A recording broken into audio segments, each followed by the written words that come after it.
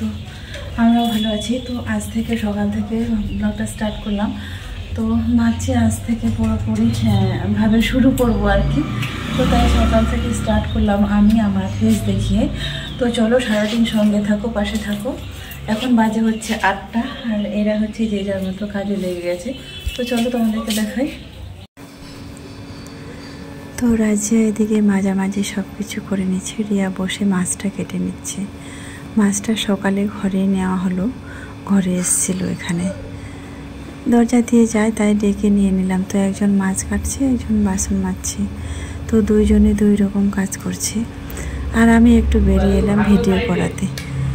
তো আমাদের যে ভেতরে পায়খানাটা ছিল সেটা ট্যাঙ্কি ভর্তি হয়ে গেছে। তো 1 মাসের জন্য বলছে ঠিক করাতে পারবে না, তাই একটু বাইরে একটা পায়খানা আছে, এটাই ইউজ করতে বলেছে। তো বেশি দূরে না, এই যে এইখানে।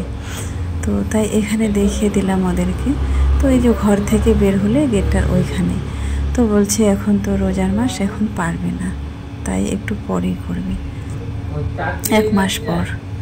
তারপরে আজকে রান্না করেছি মাছগুলো, আর এখন রান্না করলাম না, করেছি একটা ডাল আর আলু সিদ্ধ। মাছটা ভেজে রেখে দিলাম, ভাবছি এটা রাতে করব।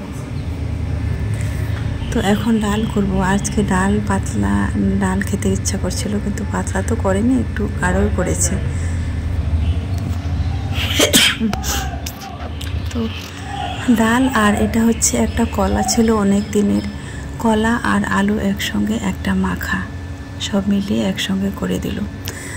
তো এই যে যত 1-1.5 মাস ধরে অসুস্থ হয়ে পড়ে আছি, তো নিজের হাতে রান্না তো করতেই পারিনি। বাচ্চাগুলো যেভাবে রান্না করছে সেটাই খাচ্ছি, যেভাবে দিচ্ছে সেটাই খাচ্ছি। তো ওরা যদি একটা সিদ্ধ ভাত করছে, ওটাই আমার কাছে অনেক। এখন বাজে হচ্ছে 4:30। ওরা এইমাত্র স্কুল থেকে এলো। আর আমি এই যে আমার এখন তো বিছানাটাই সম্বল। সারাদিন বিছানাটাতেই শুয়ে থাকি। এখানে খাবার দাবার ওরা সব কিছু দিয়ে যায়। যখন একটু চেষ্টা করি উঠার, তো ওই ঘরের মধ্যে ওইটুকু যতটুকু পারি ওই ঘরের মধ্যেই আর কি করি। তো সকালে ওখানে বসে বসে সবজিগুলো কেটে দিই, আর একটু বসে না হলে নিচে ওভেনটা নামিয়ে রান্নাটা করে দিই। তাছাড়া এর থেকে আর বেশি কিছু করতে পারি না। তো সকালে ডাল আলু সিদ্ধ করেছিলাম, ওরা খেয়ে দিয়ে স্কুলে গেছিলো। এখন দুজনে বাড়িতে আসলো। তো এসে ওই যে খেতে বসছে। আর কিছু কাপড় আছে কাঁচা, রিয়াকে বলবো ওটা এখন কেচে দিতে। সারাদিন বিছানাটা ছাড়া আমার কোনো কিছুই নেই, যাওয়ার না বাইরে যেতে পারি না, পড়াশোনা এরকম কিছুই করতে পারি না, শুধু বিছানাটায় সারাদিন শুয়ে থাকি। তো চলো এখনকার মতো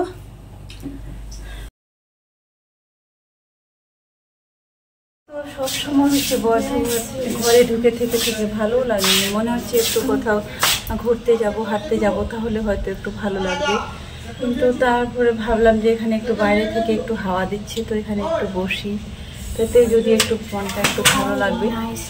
এই যে বেশ কটা দিন হয়ে গেল ঘরে শুয়ে থাকা ছাড়া কোনো উপায় নেই, তো আরোই ভালো লাগে না। তো রিয়া বলছে এখানে যেহেতু একটু বসলাম, ওর চুলটা একটু চিরুনি করে দেবে বলছে।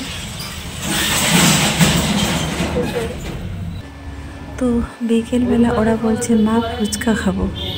তো দুই বোনে মিলে এই যে চলে যাচ্ছে।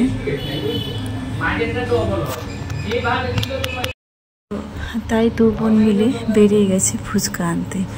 তো আমি কোথায় গেল আমি জানি না। তারপরে এই যে এখানে গেছে, এটা যে কোথায় তাও বলতে পারবো না। তো এটা মনে হচ্ছে গির্জার ওখানে। তো আমি অনেক দিন ওখানে যাইনি। ওখানে আমার ওইখানে পড়া ছিল, তোমরা দেখতে আগে রোজ ওখানে যেতে হতো। তো ওইখানের ব্যাচটা বন্ধ হয়ে গেছে, বন্ধ করে দিয়েছি, অন্য জায়গায় এখন নিয়েছি। তো যাই হোক 1.5 মাস ধরে তো অসুস্থ হয়ে আছি, কোনো রকমে আজকে টেনে টুনে ভয়েসটা দিচ্ছি। আমার মনে হচ্ছে কি জানো তো, একটু যদি সুস্থ হতাম তাহলে মনে হয় দেখে নিতাম যে কি করতে হয়। কিছুই করতে দিতাম না, সব কিছু আমি করতাম। তো ফুচকার জলটা দেখে আমার খুব লোভ হচ্ছিল। তো তবু আমি 2-3টা খেলাম। আর এই যে এখানে একটা আলু চাট। তো ফুচকা দেখে তো কারোই মন মানবে না, সেটা তোমরা সবাই জানো। তো ওরা বিকেল হলেই বলে যে ফুচকা খেতে যাব। আর এখন তো কাল থেকে পরশুদিন থেকে তো গত 1 মাস রোজা, ফুচকা তো আর খেতেই পারবে না এবার 1 মাস পরে। রোজা খুলে তো ফুচকা আর খাওয়ার কোনো চান্সই নেই। তাই বলছে আজকে লাস্ট, আজকে খেয়ে নেব। তাই 2 বোনই গেছিল। এবার বাড়িতে এসে খাচ্ছে আর বলছে যে দোকানে খেলেই বেশি ভালো, দোকানে বেশি স্বাদ ঘরের থেকে। ঘরে নিজে তৈরি করতে হচ্ছে, নিতে হচ্ছে, আর ওদের কাছে বানিয়ে খেলে ওটা আলাদা স্বাদ হয়, আর ঘরে খেলে একটা আলাদা স্বাদ হয়। সত্যি হতেও পারে, কারণ ফুচকা এমন একটা জিনিস মনে হবে যে বানানোর ধৈর্যটা আর থাকবে না, তখন শুধু একটাই জিনিস যে খাওয়ার ইচ্ছাটা থাকবে। তো থেমে থেমে খেতে কারোই ভালো লাগবে না। ফুচকা এমন একটা জিনিস সত্যি। তো আমি অনেক দিন হলো ফুচকা খেতেই পারি না। কেন পারি না বলো তো? সবসময় শরীরে একটা না একটা তো লেগেই আছে। মেন উদ্দেশ্য তো আমরা আর ধরতেই পারিনি। তো এবার রিপোর্টে বুঝতে পারলাম যে ভিতরে এত বড় একটা মরণব্যাধি রোগ, জীবন থেকে সব কিছুই মুছে গেল খাওয়া দাওয়া। আর কোনো দিনও ওই সমস্ত কিছু খাবার খেতে পারবো না, কেমন যেন আমার এরকম মনে হচ্ছে একটা। তারপরে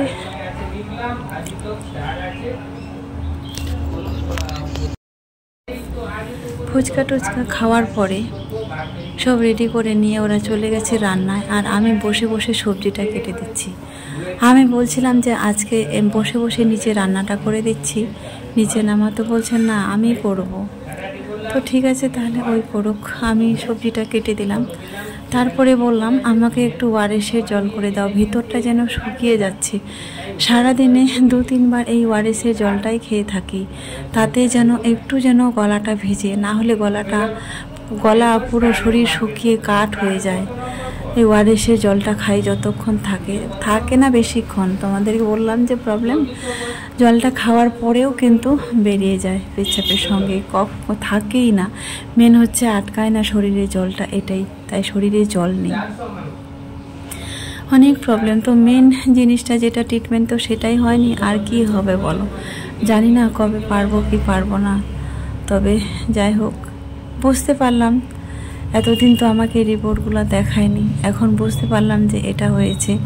তখন একটা যাই হোক, তবে ক্লিয়ার হলাম যে আমার এটা হয়েছে। এবার বাঁচবো কি মরবো সেটা ওপরওয়ালার হাতে, সেটাই কথা।